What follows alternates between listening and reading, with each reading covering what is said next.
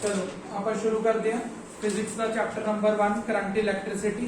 Current electricity समझण तो पहला दो चीजों को समझांगे, ठीक है। कंडक्टर ते इंसुलेटर। देखो हुण अज तो पहले वाली क्लासेस दे विच भी आपां कंडक्टर और इंसुलेटर समझिया। 6th 7th क्लास तो शुरू करते आ रहे हैं कंडक्टर और इंसुलेटर को। मतलब कुछ चीज़ां गुड कंडक्टर्स होंदियां ने इलैक्ट्रिसिटी दियां, बाकी तो सिर्फ बोर्ड ते ध्यान देना।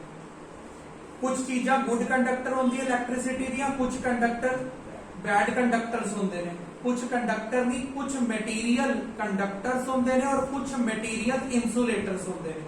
जिवें कि ये प्लास्टिक है, प्लास्टिक की बन जाएगा मेरे को इंसुलेटर, वुड की बन जाएगी इंसुलेटर, तब कॉपर की बन जाएगा, कॉपर बन जाएगा कंडक्टर। ਜਿਹੜੀਆਂ ਚੀਜ਼ਾਂ ਆਪਣੇ ਅੰਦਰੋਂ ਇਲੈਕਟ੍ਰਿਸਿਟੀ ਨੂੰ ਪਾਸ ਕਰ ਦਿੰਦੀਆਂ ਨੇ ਉਹ ਕੰਡਕਟਰ ਕਹਿਲਾਉਂਦੀਆਂ ਨੇ, और ਜਿਹੜੀਆਂ ਚੀਜ਼ਾਂ ਪਾਸ ਨਹੀਂ ਕਰ ਪਾਉਂਦੀਆਂ ਉਹ ਕੀ ਕਹਣਾ ਇਨਸੂਲੇਟਰ ਕਹਿਲਾਉਂਦੀਆਂ। ਇਹ ਆਪਾਂ ਪੜਿਆ ਅੱਜ ਤੋਂ ਪਹਿਲੇ ਵਾਲੀ ਕਲਾਸਿਸ ਦੇ ਅੰਦਰ, ठीक है। अगर कभी इलैक्ट्रिसिटी चैप्टर ਆਪਾਂ 8th क्लास ਚ ਪੜਿਆ, ਉਸ ਤੋਂ ਪਹਿਲਾਂ 6th ਚ ਪੜਿਆ ਸੀ। ਇੱਕ ਸਾਲ ਦੇ ਗੈਪ ਤੇ ਆਉਂਦਾ ਹੈ। 9th ਚ ਨਹੀਂ ਪੜਿਆ, ਹੁਣ ਆਇਆ 10th ਦੇ ਅੰਦਰ, ਫਿਰ ਇਸ ਤੋਂ ਬਾਅਦ ਦੁਬਾਰਾ 12th ਦੇ ਅੰਦਰ ਆਏਗਾ। ਤਾਂ ਹੁਣ ਆਪਾਂ ਕੀ ਸਮਝ ਰਹੇ ਹਾਂ, कंडक्टर और इंसुलेटर च फर्क की है। देख आ रहे हैं, थोड़ा ध्यान नाल समझ। कंडक्टर वो चीज़ां होंदियां ने मैटल्स दियां जिन्हां दे अंदर बहुत सारे फ्री इलैक्ट्रॉन्स अवेलेबल हो। आ गया समझ। एक मेरे को एक मटीरियल है, इहदे अंदर अगर बहुत सारे फ्री इलैक्ट्रॉन का मतलब की होंदा है, अनगिनत इलैक्ट्रॉन्स अगर इहदे अंदर पए ने तां उहनूं बोलदे आं आपां कंडक्टर। समझ आई है नहीं कोई चीज। देख कंडक्टर वाली कैटेगरी की लिखांगा मैं, फ्री इलैक्ट्रॉन्स, ठीक है।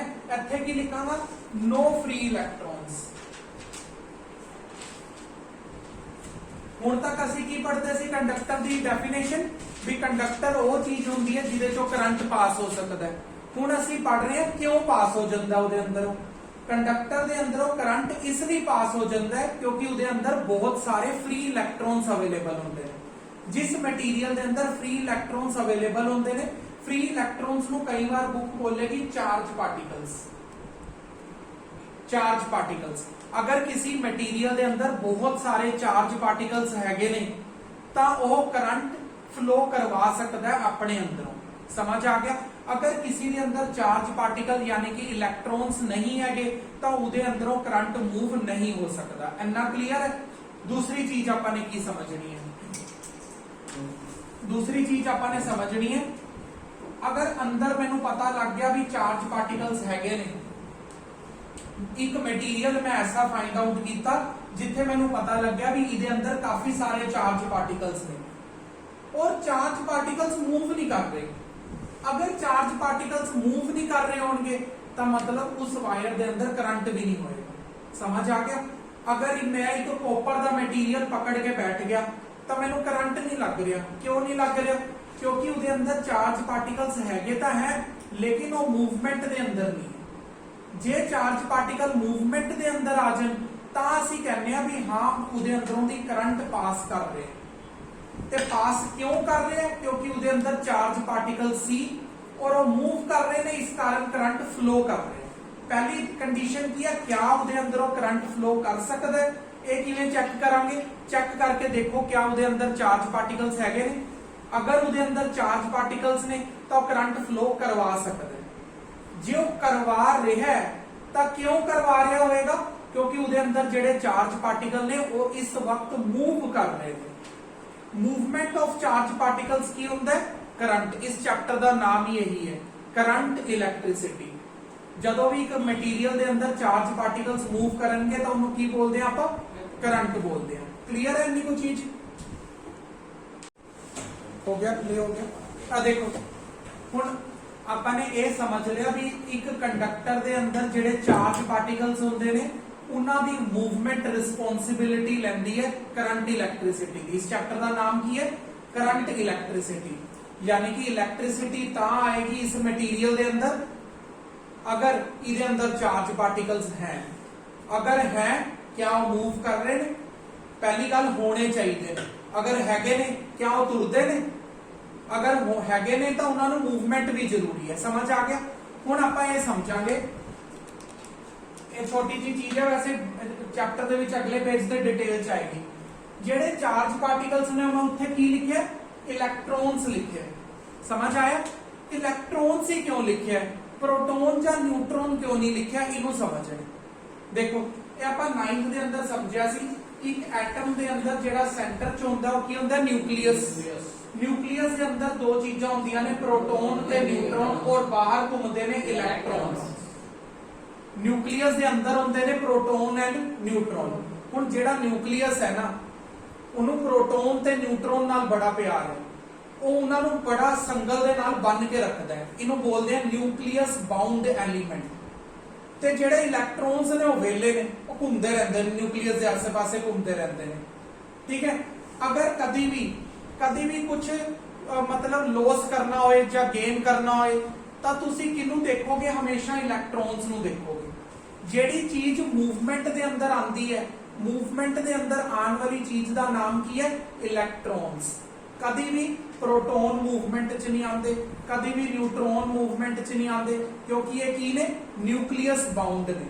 तो जेड़ी चीज मूव करती है, उस मूवमेंट वाली चीज का नाम की बन गया, इलैक्ट्रॉन्स। लिया बुक दिखाओ जरा।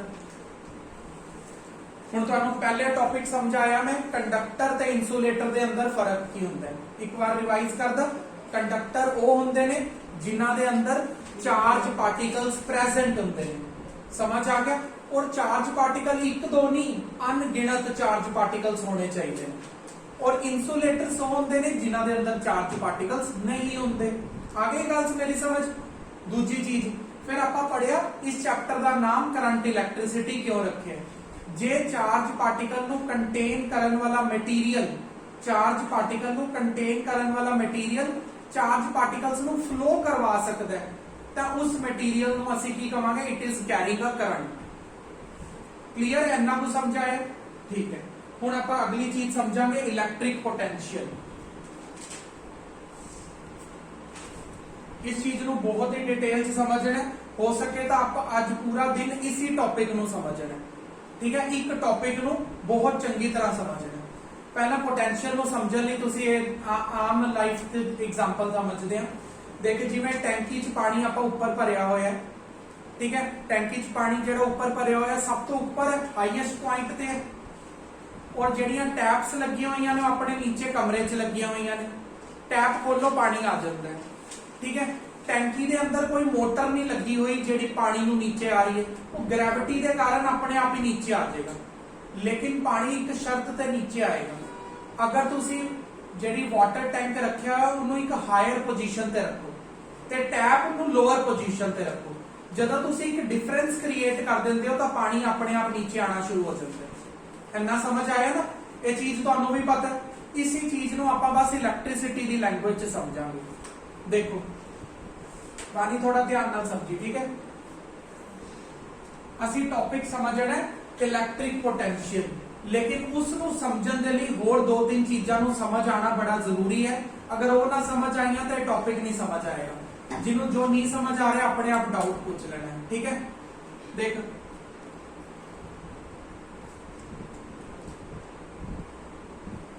हुण देखो मेरे को दो चार्ज्ड बॉडीज ने।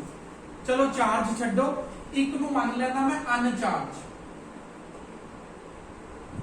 ये जो बॉडी है ना, इसके अंदर कोई भी चार्ज नहीं है। और यह जो बॉडी है, इसके अंदर काफी सारा नेगेटिव चार्ज है। ठीक है। काफी सारा नेगेटिव चार्ज। नेगेटिव चार्ज का मतलब की होता है, इसके अंदर बहुत सारे की ने, इलैक्ट्रॉन्स ने। इन्ना समझ आ गया। ठीक है। हुण देखो इनू नेगेटिव क्यों बोल रहे हैं मैं एक्चुअली, क्योंकि इसके अंदर बहुत सारे की ने, नेगेटिव चार्ज पार्टिकल्स ने, इसलिए नेगेटिवली चार्ज बॉडी है। इनू अनचार्ज क्यों बोल रहे हैं तान्या? एक होर कोई होर बच्चा दसो, इनू अनचार्ज क्यों बोल रहे हैं? फिर तो इनू पॉजिटिवली चार्ज बोल देंदा। इनू अनचार्ज क्यों बोल रहे हैं? ज्यादातर का आंसर आएगा क्योंकि इसके अंदर कोई चार्ज नहीं है तो अनचार्ज बोल रहे हैं। गलत है वो, ध्यान नाल समझो। इनू अनचार्ज क्यों बोल रहे हैं? देखो अगर मैं अनचार्ज लिखा तो ਤੁਹਾਡੀ पहली चीज ਜਿਹੜੀ ਮਨ ਦੇ ਅੰਦਰ ਆਏਗੀ ਉਹ ਆਏਗੀ ਵੀ ਦੇ ਅੰਦਰ ਜੀ ਕੋਈ ਚਾਰਜ ਨਹੀਂ ਹੈ ਤਾਂ ਹੀ ਇਹਨੂੰ ਅਨਚਾਰਜ ਕਹਿ ਰਹੇ ਹਾਂ। देखो ਇਹਦਾ ਅਨਚਾਰਜ ਦਾ ਫਿਜ਼ਿਕਸ ਦੇ ਅੰਦਰ मीनिंग ਧਿਆਨ ਨਾਲ ਸੁਣਨਾ ਕੀ ਹੁੰਦਾ ਹੈ। ਅਨਚਾਰਜ ਦਾ ਮਤਲਬ ਇਹ ਨਹੀਂ ਹੈ ਵੀ ਇਹਦੇ ਅੰਦਰ ਕੋਈ ਚਾਰਜ ਨਹੀਂ ਹੈ, ਇਹਦੇ ਅੰਦਰ ਬੜੇ ਸਾਰੇ ਚਾਰਜ ਨੇ।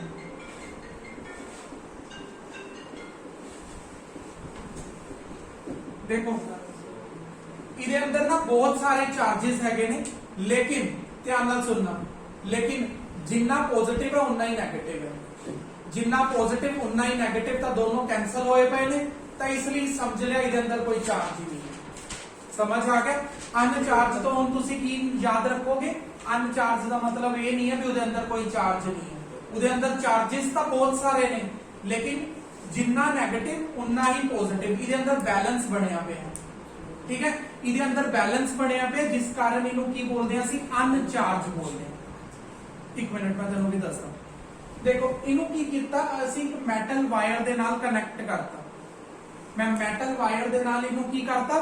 ਕਨੈਕਟ ਕਰਤਾ। ਸਮਝ ਆ ਗਿਆ। ਹੁਣ ਮੈਂ ਸਮਝਾਵਾਂਗਾ ਤੁਹਾਨੂੰ ਕਿਹੜੀ ਚੀਜ਼ ਮੂਵ ਕਰ ਸਕਦੀ ਹੈ, ਨੈਗੇਟਿਵ ਕਿ ਪੋਜ਼ਿਟਿਵ। ਮੈਂ ਹੁਣੀ ਦੱਸਿਆ ਪੋਜ਼ਿਟਿਵ ਚਾਰਜ ਪਾਰਟੀਕਲ ਕਦੀ ਮੂਵ ਨਹੀਂ ਕਰਦਾ।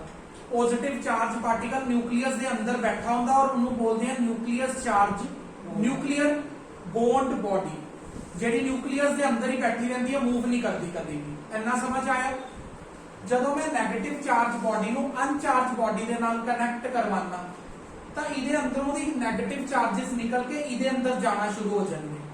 ਕਿੰਨੀ ਦੇਰ ਤੱਕ ਜਾਂਦੇ ਰਹਿਣਗੇ? ਉਨੀ ਦੇਰ ਤੱਕ ਜਾਂਦੇ ਰਹਿਣਗੇ ਜਿੰਨੀ ਦੇਰ ਤੱਕ ਦੋਨੋਂ ਪਾਸੇ ਚਾਰਜ ਬਰਾਬਰ ਨਾ ਹੋ ਜਾਏ। ਆ ਗਿਆ ਸਮਝ? ਦੇਖ ਇਸ ਪਾਸੇ ਕੀ ਸੀਗਾ? ਨੈਗੇਟਿਵਲੀ ਚਾਰਜ, ਇਸ ਪਾਸੇ ਕੀ ਸੀਗਾ? ਅਨਚਾਰਜ। ਇੰਨਾ ਆ ਗਿਆ ਤੁਹਾਨੂੰ ਸਮਝ? ਇਹਨੂੰ ਅਨਚਾਰਜ ਕਿਉਂ ਬੋਲ ਰਿਹਾ ਮੈਂ? ਕਿਉਂਕਿ ਇਹਦੇ ਅੰਦਰ ਜਿੰਨਾ ਪੋਜ਼ਿਟਿਵ ਹੈ ਉਨਾ ਹੀ ਨੈਗੇਟਿਵ ਹੈ। ਇਹਨੂੰ ਨੈਗੇਟਿਵ ਕਿਉਂ ਬੋਲ ਰਿਹਾ? ਕਿਉਂਕਿ ਇਹਦੇ ਅੰਦਰ ਨੈਗੇਟਿਵ ਹੀ ਨੈਗੇਟਿਵ ਭਰਿਆ ਪਿਆ। ਮੈਂ ਜਦੋਂ ਇਹਨਾਂ ਨੂੰ ਇੱਕ ਮੈਟਲ ਵਾਇਰ ਦੇ ਨਾਲ ਕਨੈਕਟ ਕਰਤਾ, ਜਦੋਂ ਹੀ ਮੈਂ ਇਹਨਾਂ ਨੂੰ ਇੱਕ ਮੈਟਲ ਵਾਇਰ ਦੇ ਨਾਲ ਕਨੈਕਟ ਕੀਤਾ, ਇਹਦੇ ਅੰਦਰੋਂ ਦੀ ਨੈਗੇਟਿਵ ਚਾਰਜ ਨਿਕਲ ਕੇ ਇਹਦੇ ਵੱਲ ਜਾਣਾ ਸ਼ੁਰੂ ਹੋ ਗਿਆ। ਇਹਦੇ ਅੰਦਰੋਂ ਦੀ ਪੋਜ਼ਿਟਿਵ ਨਿਕਲ ਕੇ ਇਹਦੇ ਵੱਲ ਨਹੀਂ ਆਏਗਾ। ਸਮਝ ਆਇਆ? ਦੇਖੋ ਇਸ ਪਾਸੇ ਚਾਰਜ ਜ਼ਿਆਦਾ ਸੀਗਾ। ਕਿਹੜਾ ਚਾਰਜ ਜ਼ਿਆਦਾ ਹੈ? ਨੈਗੇਟਿਵ। ਤਾਂ ਨੈਗੇਟਿਵ ਚਾਰਜ ਨਿਕਲ ਕੇ ਇਹਦੇ ਵੱਲ ਜਾਣਾ ਸ਼ੁਰੂ ਹੋ ਜਾਏਗਾ। ਇਹਦੇ ਵੱਲ ਕਿੰਨੀ ਦੇਰ ਤੱਕ ਜਾਂਦਾ ਰਹੇਗਾ ਇਹ ਅਗਲਾ ਕੁਐਸਚਨ ਹੈ। ਉਨੀ ਦੇਰ ਤੱਕ ਜਾਂਦਾ ਰਹੇਗਾ ਜਿੰਨੀ ਦੇਰ ਤੱਕ ਦੋਨੋਂ ਪਾਸੇ ਨੈਗੇਟਿਵ ਚਾਰਜ ਬਰਾਬਰ ਨਾ ਹੋ ਜਾਏ। ਇੱਧਰ ਨੈਗੇਟਿਵ ਚਾਰਜ ਘੱਟ ਸੀਗਾ ਨਾ, ਇੱਧਰਲੇ ਪਾਸੇ ਜ਼ਿਆਦਾ ਸੀਗਾ, ਤਾਂ ਜ਼ਿਆਦਾ ਵਾਲੇ ਪਾਸੇ ਤੋਂ ਘੱਟ ਵਾਲੇ ਪਾਸੇ ਵੱਲ ਜਾਣਾ ਸ਼ੁਰੂ ਹੋ ਜਾਏਗਾ। ਔਰ ਕਿੰਨੀ ਦੇਰ ਤੱਕ ਜਾਂਦਾ ਰਹੇਗਾ? ਜਿੰਨੀ ਦੇਰ ਤੱਕ ਦੋਨੋਂ ਪਾਸੇ ਚਾਰਜ ਬਰਾਬਰ ਨਾ ਹੋ ਜਾਏ। ਠੀਕ ਹੈ। ਹੁਣ ਨੈਕਸਟ ਐਗਜ਼ਾਮਪਲ ਦੇਖੋ। ਪਹਿਲੀ ਐਗਜ਼ਾਮਪਲ ਚ ਅਸੀਂ ਕੀ ਦੇਖਿਆ? ਇੱਕ ਨੈਗੇਟਿਵ ਬਾਡੀ ਨੂੰ ਇੱਕ ਅਨਚਾਰਜ ਬਾਡੀ ਨਾਲ ਕਨੈਕਟ ਕਰਵਾਇਆ ਗਿਆ ਸੀ ਇੱਕ ਮੈਟਲ ਵਾਇਰ ਦੇ ਥਰੂ। ਠੀਕ ਹੈ। ਤਾਂ ਕੀ ਹੋਇਆ? ਨੈਗੇਟਿਵ ਬਾਡੀ ਤੋਂ ਅਨਚਾਰਜ ਵਾਲੇ ਇਲੈਕਟ੍ਰੋਨਸ ਜਾਣਾ ਸ਼ੁਰੂ ਹੋ ਗਏ। ਆ ਗਿਆ ਸੀ ਸਮਝ? ਹੁਣ ਦੇਖੋ ਇਸ ਵਾਰ ਕੀ ਹੈ? ਇੱਕ ਨੈਗੇਟਿਵ ਬਾਡੀ ਨੂੰ ਇੱਕ ਪੋਜ਼ਿਟਿਵ ਬਾਡੀ ਨਾਲ ਕਨੈਕਟ ਕਰਤਾ। ਠੀਕ ਹੈ। ਇੱਧਰ ਬਹੁਤ ਸਾਰੇ ਪੋਜ਼ਿਟਿਵ ਨੇ, ਸਿਰਫ ਇੱਧਰ ਬਹੁਤ ਸਾਰੇ ਨੈਗੇਟਿਵ ਨੇ। ਠੀਕ ਹੈ। ਹੁਣ ਕੀ ਹੈ? ਇਹਦੇ ਅੰਦਰ ਵੀ ਪੋਜ਼ਿਟਿਵ ਹੈਗੇ ਨੇ ਲੇਕਿਨ ਘੱਟ, ਇਹਦੇ ਅੰਦਰ ਵੀ ਨੈਗੇਟਿਵ ਹੈਗੇ ਨੇ ਲੇਕਿਨ ਬਹੁਤ ਘੱਟ। ਬਹੁਤ ਘੱਟ ਨੈਗੇਟਿਵ ਹੋਣ ਦੇ ਕਾਰਨ ਇਹਨੂੰ ਮੈਂ ਬੋਲ ਰਿਹਾ ਪੋਜ਼ਿਟਿਵਲੀ ਚਾਰਜ ਬਾਡੀ। ਇਹਦੇ ਅੰਦਰ ਬਹੁਤ ਘੱਟ ਪੋਜ਼ਿਟਿਵਲੀ ਚਾਰਜ ਨੇ, ਨੈਗੇਟਿਵ ਜ਼ਿਆਦਾ ਨੇ, ਤਾਂ ਇਸ ਲਈ ਇਹਨੂੰ ਕੀ ਬੋਲ ਰਿਹਾ? Negatively charge body. ਇੰਨਾ ਸਮਝ ਆਇਆ? ਇਹਨਾਂ ਨੂੰ ਮੈਂ ਮੈਟਲ ਵਾਇਰ ਦੇ ਨਾਲ ਕੀ ਕਰਤਾ? ਕਨੈਕਟ। ਜਿਵੇਂ ਮੈਂ ਮੈਟਲ ਵਾਇਰ ਦੇ ਨਾਲ ਕਨੈਕਟ ਕਰਾਂਗਾ, ਨੈਗੇਟਿਵ ਚਾਰਜ ਪਾਰਟੀਕਲਸ ਇੱਧਰ ਵੱਲ ਜਾਣਾ ਸ਼ੁਰੂ ਹੋ ਜਾਣਗੇ। ਕਦੀ ਹੁਣ ਇੱਧਰ ਪੋਜ਼ਿਟਿਵ ਹੈਗੇ ਨੇ ਜ਼ਿਆਦਾ, ਪਰ ਉੱਧਰ ਨਹੀਂ ਆਉਂਦੇ। ਮੈਂ ਦੱਸ ਚੁੱਕਿਆ ਕਿਉਂ ਨਹੀਂ ਆਉਂਦੇ? ਕਿਉਂਕਿ positive charge particles nucleus bound ਹੁੰਦੇ ਨੇ, ਉਹਨਾਂ ਨੂੰ ਮੂਵ ਕਰਨਾ ਅਲਾਉਡ ਨਹੀਂ ਹੈ। ਮੂਵ ਕਰਨਾ ਅਲਾਉਡ ਕਿਹਨਾਂ ਨੂੰ ਹੈ? ਸਿਰਫ ਔਰ ਸਿਰਫ ਇਲੈਕਟ੍ਰੋਨਸ ਨੂੰ। ਤਾਂ ਇਲੈਕਟ੍ਰੋਨਸ ਇਸ ਸਾਈਡ ਤੋਂ ਉਸ ਸਾਈਡ ਵੱਲ ਜਾਣਾ ਸ਼ੁਰੂ ਹੋ ਜਾਣਗੇ। ਕਿੰਨੀ ਦੇਰ ਤੱਕ ਜਾਂਦੇ ਰਹਿਣਗੇ? ਜਿੰਨੀ ਦੇਰ ਤੱਕ ਦੋਨੋਂ ਪਾਸੇ ਨੈਗੇਟਿਵ ਚਾਰਜ ਇਕੁਅਲ ਨਾ ਹੋ ਜਾਏ। ਸਮਝ ਆ ਗਈ ਅਗਲੀ ਐਗਜ਼ਾਮਪਲ ਵੀ? ਨੈਕਸਟ ਕਰਦੇ ਹਾਂ। ਨੈਕਸਟ ਟੌਪਿਕ ਜਿਹੜੀਆਂ ਆਪਾਂ ਐਗਜ਼ਾਮਪਲਸ ਸਮਝੀਆਂ ਨੇ ਹੁਣੇ, ਇਸ ਟੌਪਿਕ ਨੂੰ ਸਮਝਣ ਲਈ ਆਪਾਂ ਨੇ ਸਾਰਾ ਕੁਝ ਤਾਮਝਾਮ ਸਮਝਿਆ। ਕੀ ਸਮਝਿਆ ਆਪਾਂ ਨੇ ਹੁਣੇ? ਵੀ ਕਿ ਨੈਗੇਟਿਵ ਪਾਰਟੀਕਲਸ ਇੱਕ ਚੀਜ਼ ਤੋਂ ਟਰੈਵਲ ਕਰਦੇ ਨੇ ਜਦੋਂ। ਠੀਕ ਹੈ। ਹੁਣ ਦੇਖੋ ਇੱਕ ਵਾਇਰ ਲਗਾਈ ਸੀਗੀ ਆਪਾਂ ਨੇ, ਅਸੀਂ ਕੀ ਕੀਤਾ ਸੀ? ਦੋ ਬਾਡੀਜ਼ ਨੂੰ ਕਨੈਕਟ ਕੀਤਾ ਸੀ ਇੱਕ ਵਾਇਰ ਦੇ ਥਰੂ। ਠੀਕ ਹੈ। दो बॉडीज ਨੂੰ ਕਨੈਕਟ ਕੀਤਾ ਸੀਗਾ ਇੱਕ ਵਾਇਰ ਦੇ ਥਰੂ ਤੇ ਇਹ ਸਿੰਪਲ ਵਾਇਰ ਸੀਗੀ ਇਧਰਲੇ ਪਾਸੇ ਅਸੀਂ 네ਗੇਟਿਵ ਰੱਖਿਆ ਸੀ ਇੱਕ ਐਗਜ਼ਾਮਪਲ ਔਰ ਇਧਰਲੇ ਪਾਸੇ ਅਸੀਂ ਅਨਚਾਰਜ ਰੱਖਿਆ ਸੀ ਤਾਂ ਕੀ ਹੋਇਆ ਸੀ 네ਗੇਟਿਵ ਪਾਰਟੀਕਲਸ ਇਸ ਵਾਇਰ ਦੇ ਥਰੂ ਇਹਦੇ ਵੱਲ ਜਾਣਾ ਸ਼ੁਰੂ ਹੋ ਗਏ ਇਹ ਕਦੋਂ ਜਾਣਾ ਸ਼ੁਰੂ ਹੁੰਦੇ ਨੇ ਇਹ ਕਦੋਂ ਜਾਣਾ ਸ਼ੁਰੂ ਹੁੰਦੇ ਨੇ ਅਗਰ ਇੱਕ ਪਾਸੇ ਅਲੱਗ ਪੋਟੈਂਸ਼ੀਅਲ ਹੋਏ ਔਰ ਦੂਸਰੇ ਪਾਸੇ ਅਲੱਗ ਪੋਟੈਂਸ਼ੀਅਲ ਹੋਏ पोटेंशियल वर्ड का की मतलब है एक पासे कुछ अमाउंट ज्यादा है दूसरे पासे अमाउंट घट है जदों अमाउंट की हेर फेर होएगी तभी इन्हां दी मूवमेंट होएगी अगर दोनों पासे तुसी बराबर दी चीजां रख दो ये मूवमेंट होना बंद हो जाएगी समझ आ गया जिवें टैंकी ते टूटी इको ही जगह ते रखती आपां ने तो मूवमेंट वाटर दी चलो थोड़ा बहुत पानी आ भी गया तो उन्ने प्रेशर ते नहीं आ पाऊगा जिन्ने प्रेशर ते हुण इस वक्त आ रहे हाँ टैंकी के नीचे रखता डिफरेंस तो क्रिएट हो गया ना जिवें मर्जी करके तुसी डिफरेंस क्रिएट करो पानी मूव करन लग जाता है हुण आपां इलैक्ट्रिसिटी दी लैंग्वेज अगर इधरले पासे भी नेगेटिव और इधरले पासे भी नेगेटिव पूरा पूरा बराबर दा नेगेटिव वायर कनेक्ट करोगे कोई मूवमेंट नहीं होगी क्योंकि दोनों पासे चार्ज पार्टिकल्स की ने इक्वल ने अगर दोनों पासे चार्ज पार्टिकल्स इक्वल हो जाए तो मूवमेंट बंद हो जाती है समझ आ गया हुण ये तो सीगा एक छोटा जिहा एक्सपेरिमेंट जिहदे अंदर मैं तुहानूं दस्सिया भी जदों तुसीं डिफरेंस क्रिएट करदे हो जदों तुसीं डिफरेंस क्रिएट करदे हो सिर्फ उसी टाइम ते वायर दे अंदरों दी इलैक्ट्रॉन्स मूव करदे ने जिस टाइम वायर दे अंदरों दी इलैक्ट्रॉन्स मूव कर रहे होणगे उस टाइम तुसीं वायर नूं हथ लगा के देखो तो तुहानूं करंट वजूगा क्योंकि हुण इस वक्त वायर दे अंदरों करंट फ्लो कर रहे असल च करंट नहीं है वो की ने इलैक्ट्रॉन्स फ्लो कर रहे हैं जिसनों असीं की बोलते हैं इलैक्ट्रिक करंट जिस वक्त दोनों पासे चार्ज बराबर हो गया जे दोनों पासे चार्ज बराबर हो गया तो वायर दे अंदरों कोई मूवमेंट नहीं दिखेगी जे वायर दे अंदरों कोई मूवमेंट ना दिखी तो कोई करंट नहीं पकड़न लग गया तुहानूं इनू टच करो कोई करंट नहीं लगेगा ये सारी गल समझ आई है कि नहीं हुण देखो और आप जो टॉपिक समझ रहे हैं ना इसका नाम है इलैक्ट्रिक पोटेंशियल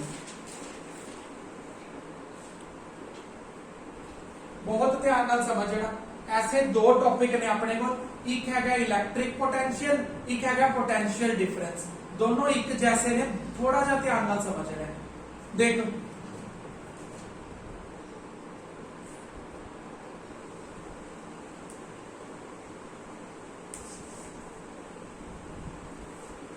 देख आ रहे हुण असीं की करांगे जानबूझ के एक पासे चार्ज पार्टिकल्स इकट्ठे करके रख देंगे मतलब अगर मैं चाहता मेरी ए वाली एग्जांपल दे अंदर चार्ज पार्टिकल इस वायर दे थ्रू मूव करन तो मैनू की करना पएगा जान के एक पासे ज्यादा वाले चार्ज रखने पैणगे और दूसरे वाले पासे घट रखने पैणगे ताई चार्ज पार्टिकल्स मूव करनगे ये समझते हो ना मेरी गल नूं पूरा हुण असीं की करांगे जान के किसी एक पॉइंट के ऊपर ज्यादा चार्ज पार्टिकल्स नूं इकट्ठे करके रख देंगे फिर वो चार्ज पार्टिकल्स की आदत है वो अपने आप दूजे पासे जाना शुरू कर देंगे ताकि दोनों पासे बराबर हो जाए ठीक है हुण देख की कर रहे हैं आप एक चार्ज पार्टिकल है उसका नाम है यूनिट पॉजिटिव चार्ज हाले मैं बोल रहा हूं यूनिट पॉजिटिव चार्ज हाले मैं इलेक्ट्रॉन नहीं बोल रहा इसका कुछ कारण है थोड़ी देर बाद बोलना हाले यूनिट पॉजिटिव क्यों बोल रहे हैं एक यूनिट पॉजिटिव चार्ज है यूनिट पॉजिटिव चार्ज ये ना इनफिनिटी से बैठा है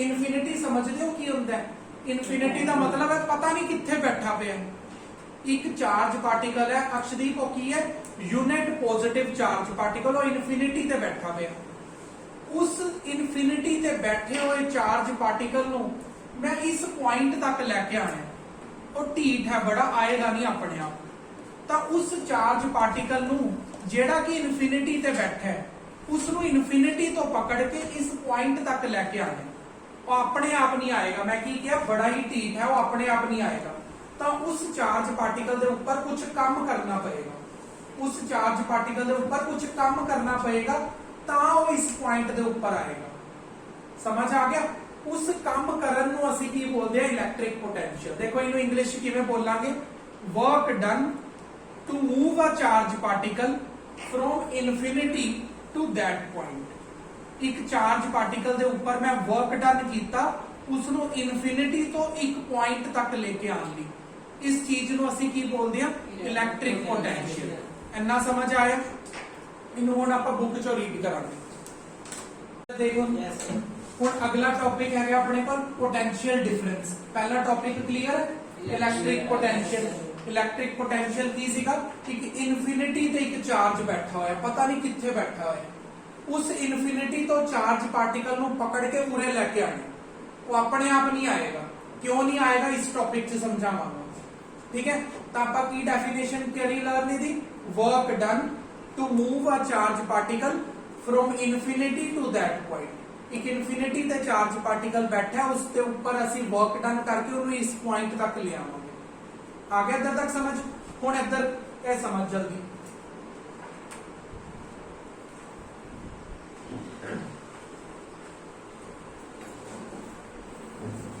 देख एक मैं कंडक्टर बनाया, हुण मैं की कीता सी इनफिनिटी तो एक चार्ज पार्टिकल ਨੂੰ पकड़ के उरे तक ਤਾਂ ले आया सीगा। हुण मैं इस पॉइंट तो इस पॉइंट तक लेके जाना हूं। समझ आ गया? देखो हुणे अपने आप क्यों नहीं जाता? अक्षदीप थोड़ा एक्टिव होके समझ।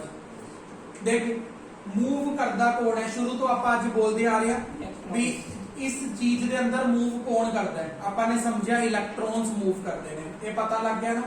इलेक्ट्रॉन वो चार्ज पार्टिकल्स ने जेडे मूव करते हैं। क्लियर?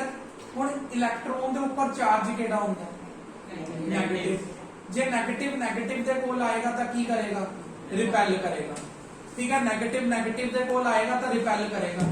और असी की करना है, एक साइड ते बहुत सारे नेगेटिव जान के इकट्ठे करने, और ये अपने आप तो इकट्ठे हो नहीं सकते। क्यों नहीं हो सकता? मैं तुहानू दसता, क्योंकि एक नेगेटिव दूसरे नेगेटिव को आएगा, रिपेल करेगा, वापस पीछे चल जाएगा। यानी कि काफी सारे नेगेटिव एक जगह पे बिना एनर्जी तो इकट्ठे नहीं हो पाएंगे। आ गया इन्ना को समझ? तो मैनू की करना पेगा? एक वर्क डन करना पेगा ताकि वो चार्ज पार्टिकल्स ਨੂੰ ਉਹਨਾਂ ਦੀ रिपल्शन फोर्स ਦੇ अगेंस्ट मूव करवा के एक पॉइंट ਦੇ ऊपर इकट्ठा कर सका। हाले नहीं समझ आया? दोबारा समझो। देखो एक इलेक्ट्रॉन है, इलेक्ट्रॉन के ऊपर केड़ा चार्ज होता है? नेगेटिव। ये दूसरा इलेक्ट्रॉन है, इहदे ऊपर भी नेगेटिव है। इस इलेक्ट्रॉन को अगर मैं इहदे कोल लेके जावां, जाए अपने आप अगर चला गया इहदे कोल, तो नेगेटिव नेगेटिव की करेंगे? रिपेल करेंगे, वापस पीछे आ जाएगा। हुण मैं की चाहना है, दोनों नेगेटिव एक जगह पे बैठ जान जाके, ताकि एक जगह पे ज्यादा इलेक्ट्रॉन्स इकट्ठे हो जाए और एक जगह पे बचन ही ना, ताकि फ्लो स्टार्ट हो जाए। समझ आया? तो मैं की करांगा, इस इलेक्ट्रॉन के ऊपर एक बाहरों की एनर्जी लगाऊंगा, इलेक्ट्रॉन के ऊपर बाहरों की कुछ वर्क डन करांगा, ताकि ये ਜਿਹੜੀ रिपल्शन फोर्स कर रहे हैं ना, उस फोर्स के अगेंस्ट मैं इस इलेक्ट्रॉन को मूव करवा के एक पॉइंट के ऊपर छड्ड आवां। इलेक्ट्रॉन अपने आप तो जाएगा नहीं, क्योंकि एक दूजे ਨੂੰ की कर रहे हैं? रिपेल कर रहे हैं। लेकिन मैं धक्के नाल तो मूव करवा सकदा ना। जिवें देखो ਤੁਸੀਂ नॉर्थ पोल ਦੇ नॉर्थ पोल मैगनेट ਦਾ ਲੈ ਕੇ ਆਓ, रिपेल ਕਰਨ ਲੱਗ ਜਾਏਗਾ। ਜਾਣ ਕੇ ਤਾਂ ਚਿਪਕਾ ਕੇ ਰੱਖ ਸਕਦੇ ਹੋ ਨਾ, ਤੁਸੀਂ ਆਪਣੀ ਬਾਹਾਂ ਦੀ ਜ਼ੋਰ ਲਗਾਓ, ਚਿਪਕਾ ਕੇ ਰੱਖੀ ਰਹੋ। ਤਾਂ ਐਵੇਂ ਦਾ ਹੀ ਅਸੀਂ ਇੱਕ ਜ਼ੋਰ ਲਗਾ ਰਹੇ ਹਾਂ ਉਹਨਾਂ ਦੀ ਰਿਪਲਸ਼ਨ ਫੋਰਸ ਦੇ ਅਗੇਂਸਟ। ਉਹ ਜਿੰਨੀ ਫੋਰਸ ਲਗਾ ਰਹੇ ਨੇ ਉਸ ਤੋਂ ਜ਼ਿਆਦਾ ਅਸੀਂ ਫੋਰਸ ਲਗਾ ਰਹੇ ਹਾਂ, ਤਾਂ ਕਿ ਇਹ ਵਾਲੇ ਇਲੈਕਟ੍ਰੋਨ ਨੂੰ ਉਸ ਸਾਈਡ ਤੇ ਮੂਵ ਕਰ ਸਕਾਂ। ਸਮਝ ਆ ਗਿਆ ਹੁਣ? ਤਾਂ ਪੋਟੈਂਸ਼ੀਅਲ ਡਿਫਰੈਂਸ ਦੀ ਡੈਫੀਨੇਸ਼ਨ ਕੀ ਹੋਈ? Work done to move a charge particle from one point to another point. अगर तो तुसी इनफिनिटी तो पकड़ के लेके आ रहे हो इत्थे तक, तो उन्होंने बोलांगे आप इलैक्ट्रिक पोटेंशियल। अगर तुसी उस चार्ज पार्टिकल नू एक पॉइंट तो दूसरे पॉइंट तक लेके जा रहे हो, तो उन्होंने की बोलांगे आप पोटेंशियल डिफरेंस। ये सारा दसो समझ आ गया? हुण इहनू आपां टैक्नीकली समझांगे। एक मिनट पॉज करें, ठीक है। हुण इधर देखो, ਹੁਣ ਆਪਾਂ ਨੇ ਇसी ਚੀਜ਼ ਨੂੰ ਇੱਕ ਫਾਰਮੂਲੇ ਦੀ ਫਾਰਮ 'ਚ ਸਮਝਣਾ ਹੈ। ਆਰਿਅਨ ਪਹਿਲਾਂ ਤੋਂ ਐਕਸਪਲੇਨ ਕਰਦੇ ਜਰਾ ਮੈਨੂੰ ਪੋਟੈਂਸ਼ੀਅਲ ਡਿਫਰੈਂਸ ਹੁੰਦਾ ਕੀ ਹੈ, ਫਿਰ ਮੈਨੂੰ ਸਮਝ ਆ ਜਾਏਗਾ ਵੀ ਤੈਨੂੰ ਆ ਗਿਆ। ਸਰ ਪੋਟੈਂਸ਼ੀਅਲ ਡਿਫਰੈਂਸ ਹੁੰਦਾ ਜੋ ਇੱਕ ਸਬਸਟੈਂਸ ਦਾ ਇੱਕ ਚਾਰਜ ਪਾਰਟੀਕਲ ਨੂੰ A ਪੁਆਇੰਟ ਤੋਂ B ਪੁਆਇੰਟ ਤੱਕ ਲੈ ਕੇ ਜਾਣਾ। ਹਾਂ, ਇਹ ਅਗਰ ਇੱਕ ਵਰਡ ਭੁੱਲ ਗਿਆ ਸੀ, ਵਰਕ ਡਨ ਕਰਨਾ ਪਏਗਾ ਤੈਨੂੰ। ਬਿਨਾ ਵਰਕ ਡਨ ਕਰੇ ਉਹ ਚਾਰਜ ਪਾਰਟੀਕਲ ਉਹਦੇ ਕੋਲ ਜਾਏਗਾ ਨਹੀਂ। ਹੁਣ ਦੋ ਬੰਦਿਆਂ ਦੀ ਆਪਸ 'ਚ ਲੜਾਈ ਹੋਈ ਪਈ ਹੈ ਬਹੁਤ ਤਕੜੀ, ठीक है। वो अपने आप जे एक दूजे को जान के दोबारा लड़ पड़ेंगे, ठीक है। तो एक तीसरा बंदा बुलवाना पिया ਜਿਹੜਾ ਉਹਨੇ ਥੋੜਾ ਸਮਝਾ ਕੇ ਉਹਨਾਂ ਨੂੰ ਉਹਦੇ ਕੋਲ ਛੱਡ ਆਇਆ। ਬਾਕੀ ਉਹ ਬਾਅਦ ਦੀ ਗੱਲ ਹੈ, ਦੁਬਾਰਾ ਲੜ ਪੈਣ ਉਹ ਬਾਅਦ ਦੀ ਗੱਲ ਹੈ, ਠੀਕ ਹੈ। ਪਹਿਲਾਂ ਤਾਂ ਅਸੀਂ ਛੱਡ ਆਏ ਨਾ ਇੱਕ ਤਰੀਕੇ ਨਾਲ, ਬਾਹਰੋਂ ਦੀ ਕੋਈ ਕੰਮ ਕੀਤਾ ਤੇ ਉਸ ਬੰਦੇ ਨੂੰ ਉਹਦੇ ਕੋਲ ਛੱਡ ਆਏ ਅਸੀਂ, ਬਾਅਦ ਚੋਂ ਭਾਵੇਂ ਦੁਬਾਰਾ ਭੱਜ ਆਏ ਅੰਦਰ, ਠੀਕ ਹੈ। ਤੇ ਅਸੀਂ ਕੀ ਕੀਤਾ, ਇਹ ਵਰਡ ਬੋਲਣਾ ਬਹੁਤ ਜ਼ਰੂਰੀ ਹੈ, work done to move a charge particle. ਜੇ ਚਾਰਜ ਪਾਰਟੀਕਲ ਦੇ ਉੱਪਰ ਵਰਕ ਡਨ ਨਹੀਂ ਕਰੇਗਾ ਤਾਂ ਆਪਣੇ ਆਪ ਮੂਵ ਨਹੀਂ ਕਰੇਗਾ, ਰਿਪੈਲ ਕਰਨ ਲੱਗ ਜਾਏਗਾ। Work done to move a charge particle from one point to another point. ਇੱਕ ਪੁਆਇੰਟ ਤੋਂ ਦੂਸਰੇ ਪੁਆਇੰਟ ਤੱਕ ਚਾਰਜ ਪਾਰਟੀਕਲ ਨੂੰ ਛੋੜ ਕੇ ਆਉਣ ਵਾਸਤੇ ਜਿਹੜਾ ਅਸੀਂ ਵਰਕ ਡਨ ਕੀਤਾ ਹੈ ਉਹਨੂੰ ਕੀ ਬੋਲਦੇ ਆ ਆਪਾਂ, ਪੋਟੈਂਸ਼ੀਅਲ ਡਿਫਰੈਂਸ। ਹੁਣ ਦੇਖੇ ਪਹਿਲਾ ਫਾਰਮੂਲਾ ਆ ਗਿਆ ਤੁਹਾਡੇ ਅੱਜ ਦੇ ਚੈਪਟਰ ਦਾ, ਇਹ V ਹੈ ਜਿਹੜਾ, ਇਹ V ਸਿੰਬਲ ਹੈ ਪੋਟੈਂਸ਼ੀਅਲ ਡਿਫਰੈਂਸ ਦਾ। ਅਸੀਂ ਕੀ ਪੜ ਰਹੇ ਹਾਂ, ਪੋਟੈਂਸ਼ੀਅਲ ਡਿਫਰੈਂਸ। V ਕੀ ਹੈ, ਪੋਟੈਂਸ਼ੀਅਲ ਡਿਫਰੈਂਸ ਦਾ ਸਿੰਬਲ ਹੈ, ਇੰਨਾ ਸਮਝ ਆ ਗਿਆ। ਅਸੀਂ ਕੀ ਕਰਦੇ ਹਾਂ, ਵਰਕ ਡਨ ਕਰ ਰਹੇ ਹਾਂ, ਸਮਝ ਆਇਆ। ਅਸੀਂ ਕੀ ਕਰ ਰਹੇ ਹਾਂ, ਵਰਕ ਡਨ ਕਰ ਰਹੇ ਹਾਂ। ਕੀ ਵਰਕ ਡਨ ਕਿਸ ਵਾਸਤੇ ਕਰ ਰਹੇ ਹਾਂ, ਚਾਰਜ ਪਾਰਟੀਕਲ ਨੂੰ ਮੂਵ ਕਰਵਾਉਣ ਵਾਸਤੇ ਕਰ ਰਹੇ ਹਾਂ। ਫਾਰਮੂਲਾ ਲਰਨ ਕਰ ਸਿਮਰਨ, ਲਰਨ ਹੋ ਗਿਆ। ਪੋਟੈਂਸ਼ੀਅਲ ਡਿਫਰੈਂਸ ਦਾ ਕੀ ਫਾਰਮੂਲਾ ਹੈ, work done to move a charge particle. ਇਸ ਚੈਪਟਰ ਦੇ ਅੰਦਰ 100% ਨੂਮੈਰੀਕਲ ਭਰੇ ਹੋਏ ਨੇ, ਔਰ ਉਹ 100% ਨੂਮੈਰੀਕਲਸ ਨੂੰ ਸਮਝਣ ਵਾਸਤੇ ਥਿਊਰੀ ਨੂੰ ਬਹੁਤ ਡਿਟੇਲ 'ਚ ਸਮਝਣਾ ਪੈਂਦਾ ਹੈ। ਹਰ ਟੌਪਿਕ ਦੇ ਵਿੱਚ ਇੱਕ ਨਾ ਇੱਕ ਫਾਰਮੂਲਾ ਆ ਜਾਏਗਾ, ਉਸ ਮੈਂ ਇਕੱਠੇ ਫਾਰਮੂਲਾ ਲਿਖਵਾ ਕੇ ਵੀ ਆਨਸਰ ਸਮਝਾ ਸਕਦਾ, ਪਰ ਮੈਂ ਪਹਿਲਾਂ ਸਮਝਾ ਰਿਹਾ ਵੀ ਇਹ ਫਾਰਮੂਲਾ ਬਣਿਆ ਕਿੱਥੋਂ, ਫਿਰ ਉਸ ਫਾਰਮੂਲੇ ਨੂੰ ਯੂਜ਼ ਕਿੱਥੇ ਕਰਨਾ, ਸਮਝ ਆਇਆ। ਇਹ ਸੇਮ ਹੀ ਚੈਪਟਰ ਆ ਜਾਏਗਾ ਦੁਬਾਰਾ 1 ਸਾਲ ਛੋੜ ਕੇ 12th ਕਲਾਸ ਦੇ ਅੰਦਰ। ਅਗਰ ਉੱਥੇ ਧਿਆਨ ਨਾਲ ਸਮਝਣਾ, ਜਿੱਥੇ ਮੈਂ ਛੋੜ ਦਾਂਗਾ ਨਾ ਜਿਹੜੀਆਂ ਚੀਜ਼ਾਂ, ਉਹੀ ਸਾਰੀਆਂ ਚੀਜ਼ਾਂ 12th 'ਚ ਫਿਰ ਸ਼ੁਰੂ ਹੋਣਗੀਆਂ। ਜਿਹੜੀਆਂ ਚੀਜ਼ਾਂ ਤੁਸੀਂ 9th 'ਚ ਛੱਡ ਕੇ ਆਏ ਹੋ ਉੱਥੇ 11th 'ਚ ਦੁਬਾਰਾ ਸ਼ੁਰੂ ਹੋਣਗੀਆਂ। ਹੁਣ ਇਹ ਦੇਖੋ, ਪੋਟੈਂਸ਼ੀਅਲ ਡਿਫਰੈਂਸ ਕੀ ਹੁੰਦਾ ਹੈ, V। ਪੋਟੈਂਸ਼ੀਅਲ ਡਿਫਰੈਂਸ ਦਾ ਸਿੰਬਲ ਸਮਝ ਆ ਗਿਆ, V। V ਦੀ ਡੈਫੀਨੇਸ਼ਨ ਕੀ ਹੈ, ਵਰਕ ਡਨ ਕਰੋ to move a charge particle. Clear ਹੋਇਆ। ਇੱਕ ਵਾਰ ਅਕਸ਼ਦੀਪ ਤੂੰ ਬੋਲ ਕੇ ਦੱਸ ਦੇ, ਫਿਰ ਆਪਾਂ ਅਗਲੀ ਚੀਜ਼ ਤੇ ਚੱਲਦੇ ਹਾਂ। V from one point to another point। ਜੇ ਬੋਲਤਾ ਤੁਸੀਂ ਇਨਫਿਨਿਟੀ ਟੂ ਵਨ ਪੁਆਇੰਟ ਤਾਂ ਬਣ ਜਾਏਗਾ ਇਲੈਕਟ੍ਰਿਕ ਪੋਟੈਂਸ਼ੀਅਲ। ਜੇ ਇੱਕ ਪੁਆਇੰਟ ਤੋਂ ਦੂਸਰੇ ਪੁਆਇੰਟ ਤੱਕ ਲਿਆ ਜਾਓ ਤਾਂ ਬੋਲ ਪੋਟੈਂਸ਼ੀਅਲ। ਹੁਣ ਬਸ ਛੋਟੀ ਜਿਹੀ ਚੀਜ਼ ਹੋਰ ਸਮਝਾਂਗੇ, ਫਿਰ ਕੱਲ ਮਿਲਾਂਗੇ। ਦੇਖ V ਕੀ ਹੁੰਦਾ, V ਹੁੰਦਾ ਪੋਟੈਂਸ਼ੀਅਲ ਡਿਫਰੈਂਸ। ਇਹਨੂੰ ਕਹਿੰਦੇ ਆ ਵੋਲਟ। ਵੋਲਟ ਮਤਲਬ ਪੋਟੈਂਸ਼ੀਅਲ ਡਿਫਰੈਂਸ ਨੂੰ ਮੈਜ਼ਰ ਕਰਦੇ ਆ ਵੋਲਟ ਦੇ ਅੰਦਰ। ਵੋਲਟ ਸਮਝ ਆ ਗਿਆ, ਠੀਕ ਹੈ। ਵਰਕ ਡਨ ਨੂੰ ਅਸੀਂ ਮੈਜ਼ਰ ਕਰਦੇ ਆ ਜਾਊਲ ਦੇ ਅੰਦਰ, ਜਾਊਲ। ਤੇ ਚਾਰਜ ਨੂੰ ਅਸੀਂ ਮੈਜ਼ਰ ਕਰਦੇ ਆ ਕੂਲਮ ਦੇ ਅੰਦਰ। ਜਿਵੇਂ ਇਸ ਮਾਰਕਰ ਦੀ ਲੈਂਥ ਨੂੰ ਮੈਂ ਕਿਵੇਂ ਮੈਜ਼ਰ ਕਰਾਂਗਾ, ਸੈਂਟੀਮੀਟਰਸ ਦੇ ਅੰਦਰ, ਠੀਕ ਹੈ। ਮਤਲਬ ਡਿਸਟੈਂਸ ਨੂੰ ਮੈਜ਼ਰ ਕਰਦਾ ਟਿਊਸ਼ਨ ਤੋਂ ਲੈ ਕੇ ਘਰ ਤੱਕ ਕਿੰਨਾ ਡਿਸਟੈਂਸ ਹੈ ਉਹਨੂੰ ਕਿਲੋਮੀਟਰਸ ਦੇ ਅੰਦਰ, ਠੀਕ ਹੈ। ਟਾਈਮ ਨੂੰ ਅਸੀਂ ਮੈਜ਼ਰ ਕਰਦੇ ਆ ਸੈਕਿੰਡਸ, ਮਿੰਟਸ ਜਾਂ ਆਵਰਸ ਦੇ ਅੰਦਰ। ਐਵੇਂ ਇਹ ਚੀਜ਼ਾਂ ਨੇ। ਪੋਟੈਂਸ਼ੀਅਲ ਡਿਫਰੈਂਸ ਨੂੰ ਮੈਜ਼ਰ ਕੀਤਾ ਜਾਂਦਾ ਹੈ ਵੋਲਟ ਦੇ ਅੰਦਰ। ਵਰਕ ਡਨ ਨੂੰ ਮੈਜ਼ਰ ਕੀਤਾ ਜਾਂਦਾ ਹੈ ਜਾਊਲ ਦੇ ਅੰਦਰ, ਤੇ ਚਾਰਜ ਨੂੰ ਮੈਜ਼ਰ ਕੀਤਾ ਜਾਂਦਾ ਹੈ ਕੂਲਮ ਦੇ ਅੰਦਰ। ਇੰਨਾ ਸਮਝ ਆਇਆ। ਹੁਣ ਉਹ ਕੁਐਸਚਨ ਕੀ ਪੁੱਛਦੇ ਨੇ, ਪਹਿਲਾਂ ਤਾਂ ਪੁੱਛਦੇ ਨੇ, ਧਿਆਨ ਨਾਲ ਸੁਣਨਾ। ਪਹਿਲਾਂ ਪੁੱਛਦੇ ਨੇ ਮੈਨੂੰ ਸਮਝਾਓ ਜੀ ਪੋਟੈਂਸ਼ੀਅਲ ਡਿਫਰੈਂਸ ਕੀ ਹੁੰਦਾ, ਤੁਹਾਨੂੰ ਸਾਰਿਆਂ ਨੂੰ ਸਮਝ ਆ ਗਿਆ ਪੋਟੈਂਸ਼ੀਅਲ ਡਿਫਰੈਂਸ ਹੁੰਦਾ ਕੀ ਹੈ, ਠੀਕ ਹੈ Bani. Work done to move a charge from one point to another point। ਇਹ ਤੁਹਾਨੂੰ ਪੋਟੈਂਸ਼ੀਅਲ ਡਿਫਰੈਂਸ ਕਲੀਅਰ ਹੋ ਗਿਆ। ਫਿਰ ਉਸ ਤੋਂ ਬਾਅਦ ਉਹ ਕਹਿੰਦੇ ਨੇ ਇਹਦੇ SI ਯੂਨਿਟਸ ਨੂੰ ਐਕਸਪਲੇਨ ਕਰੋ। SI ਕੀ ਹੁੰਦਾ ਹੈ, SI ਦਾ ਮਤਲਬ ਹੁੰਦਾ ਸਿਸਟਮ ਇੰਟਰਨੈਸ਼ਨਲ ਦੀ ਯੂਨਿਟ। ਇਹ ਜਰਮਨ ਦੇ ਵਿੱਚ ਬੋਲਿਆ ਮੈਂ, ਠੀਕ ਹੈ। ਮਤਲਬ ਇੱਕ ਐਸਾ ਯੂਨਿਟ ਜਿਹੜਾ ਪਟਿਆਲੇ 'ਚ ਹੀ ਨਹੀਂ ਪੂਰੀ ਦੁਨੀਆ ਦੇ ਵਿੱਚ ਮੰਨਿਆ ਜਾਊਗਾ। ਮਤਲਬ ਪੋਟੈਂਸ਼ੀਅਲ ਡਿਫਰੈਂਸ ਦਾ ਜਿਹੜਾ ਯੂਨਿਟ ਹੈ ਉਹ ਸਿਰਫ ਪਟਿਆਲੇ 'ਚ ਨਹੀਂ ਪੂਰੀ ਦੁਨੀਆ 'ਚ ਮੰਨਿਆ ਜਾਏਗਾ ਐਸਾ ਯੂਨਿਟ। ਉਹਦਾ ਯੂਨਿਟ ਦਾ ਨਾਮ ਕੀ ਹੈ, ਵੋਲਟ। ਉਹ ਕਹਿਣਗੇ ਵੋਲਟ ਨੂੰ ਡਿਫਾਈਨ ਕਰੋ। ਵੋਲਟ ਨੂੰ ਡਿਫਾਈਨ ਕਿਵੇਂ ਕਰਾਂਗੇ, ਇਹਦੇ ਅੱਗੇ ਨਾ 1 ਪਾ ਦਾਂਗੇ। ਕੀ ਕਹਿਣਗੇ ਡਿਫਾਈਨ 1 ਵੋਲਟ, ਤਾਂ ਕਰਾਂਗੇ ਕਿਵੇਂ, ਇਹਨੂੰ ਦੇਖ ਕੇ। ਦੇਖੋ 1 volt is defined as 1 joule of work is done to move a charge of 1 coulomb। यानी कि 1 वोल्ट ਦਾ ਮਤਲਬ ਕੀ ਹੈ, 1 ਜਾਊਲ ਦਾ ਕੰਮ ਕੀਤਾ 1 ਕੂਲਮ ਚਾਰਜ ਨੂੰ ਮੂਵ ਕਰਵਾਉਣ ਵਾਸਤੇ। ਸਮਝ ਆਇਆ? ਹੁਣ ਤੁਸੀਂ ਅਗਰ ਘਰ ਜਾ ਕੇ ਅਲੱਗ-ਅਲੱਗ ਪਲੱਗ ਦੇਖਣੇ ਨੇ, ਜਿਵੇਂ ਟੀਵੀ ਦਾ ਪਲੱਗ, ਮਾਈਕ੍ਰੋਵੇਵ ਦਾ ਪਲੱਗ, ਠੀਕ ਹੈ, ਮੋਬਾਈਲ ਦੇ ਚਾਰਜਰ ਦਾ ਪਲੱਗ, ਤੇ ਐਵੇਂ ਕੀ ਹੁੰਦਾ, ਤੁਸੀਂ ਜਦੋਂ ਦੇਖੋਗੇ ਨਾ ਉਹਦੇ ਉੱਪਰ ਤੁਹਾਨੂੰ ਦੋ ਚੀਜ਼ਾਂ ਦੇਖਣ ਨੂੰ ਮਿਲਣਗੀਆਂ। ਮੈਨੂੰ ਕੱਲ ਮੈਂ ਤੁਹਾਡੇ ਕੋਲ ਪੁੱਛਾਂਗਾ A ਤੇ B, ਮੈਂ ਪੁੱਛਾਂਗਾ ਕਿਹੜੀ ਕਿਹੜੀ ਚੀਜ਼ ਦੇ ਉੱਪਰ ਕੀ ਕੀ ਨੋਟਿਸ ਕੀਤਾ ਹੈ। ਟੀਵੀ ਦੇ ਪਲੱਗ ਦੇ ਉੱਪਰ ਵੋਲਟ ਲਿਖਿਆ ਹੋਏਗਾ ਵੀ ਟੀਵੀ ਕਿੰਨੀ ਵੋਲਟ ਲੈਂਦਾ, ਤੇ A ਮਤਲਬ ਐਂਪੀਅਰ। ਇਹ ਹਾਲੇ ਆਪਾਂ ਅੱਜ ਪੜਿਆ ਨਹੀਂ, ਪੜਾਂਗੇ ਆਉਣ ਵਾਲੇ ਟੌਪਿਕਸ ਦੇ ਅੰਦਰ, ਠੀਕ ਹੈ। ਮੋਬਾਈਲ ਦਾ ਚਾਰਜਰ ਕਿੰਨੇ ਵੋਲਟ ਦਾ ਹੈ, ਅਗਰ ਉਹਨੇ ਬੋਲਿਆ ਵੀ ਮੇਰਾ ਮੋਬਾਈਲ ਚਾਰਜਰ 5 ਵੋਲਟ ਦਾ ਹੈ, ਤਾਂ 5 ਵੋਲਟ ਦਾ ਮਤਲਬ ਕੀ ਹੋਏਗਾ, 5 ਜਾਊਲ ਦਾ ਕੰਮ ਕਰਵਾਇਆ ਜਾ ਰਿਹਾ 5 ਕੂਲਮ ਚਾਰਜ ਨੂੰ ਮੂਵ ਕਰਵਾਉਣ ਵਾਸਤੇ। ਉਹ ਵਰਕ ਡਨ ਕਰ ਰਿਹਾ ਚਾਰਜਰ ਚਾਰਜ ਪਾਰਟੀਕਲਸ ਨੂੰ ਮੂਵ ਕਰਵਾਉਣ ਵਾਸਤੇ। ਅਗਰ ਸਪੋਜ਼ ਕੋਈ ਵੱਡਾ ਡਿਵਾਈਸ ਲੈ ਲਿਆ ਆਪਾਂ, ਮਾਈਕ੍ਰੋਵੇਵ ਓਵਨ, ਠੀਕ ਹੈ, ਜਾਂ ਵਾਸ਼ਰੂਮ ਵਾਲਾ ਗੀਜ਼ਰ, ਘਰ ਦੇ ਵਿੱਚ ਨਾ 3 ਵੱਡੇ ਡਿਵਾਈਸ ਹੁੰਦੇ ਨੇ, ਇਹ ਫ੍ਰਿਜ ਨਹੀਂ, ਸਾਈਜ਼ 'ਚ ਵੱਡਾ ਨਹੀਂ ਹੈ, ਜਾਂ ਇੱਕ ਏਸੀ ਹੋ ਗਿਆ, ਇੱਕ ਮਾਈਕ੍ਰੋਵੇਵ ਤੇ ਇੱਕ ਗੀਜ਼ਰ। ਇਹ 3 ਚੀਜ਼ਾਂ ਸਭ ਤੋਂ ਵੱਡੀ ਹੁੰਦੀਆਂ ਨੇ ਜਿਹੜੀਆਂ ਜ਼ਿਆਦਾ ਵੋਲਟ ਲੈਂਦੀਆਂ ਨੇ। ਫ੍ਰਿਜ ਸਾਈਜ਼ 'ਚ ਵੱਡਾ ਹੈ ਲੇਕਿਨ ਉਹ ਇੰਨੀ ਵੋਲਟੇਜ ਨਹੀਂ ਖਾਂਦਾ। ਹੁਣ ਇਹ ਮਾਈਕ੍ਰੋਵੇਵ ਦਾ ਪਲੱਗ ਪੜੋਗੇ ਨਾ, ਉਹ ਆਏਗਾ 220 ਵੋਲਟ, ਯਾਨੀ ਕਿ ਸਭ ਤੋਂ ਜ਼ਿਆਦਾ ਵੋਲਟੇਜ ਵਾਲੀ ਚੀਜ਼। ਹੁਣ 220 ਵੋਲਟ ਲਿਖਿਆ ਹੋਇਆ, ਵੋਲਟ ਤੋਂ ਤੁਹਾਨੂੰ ਸਮਝ ਆ ਗਿਆ ਨਾ ਕਿ ਕਿਵੇਂ ਬਣਾਇਆ ਹੋਏਗਾ ਉਹਨਾਂ ਨੇ।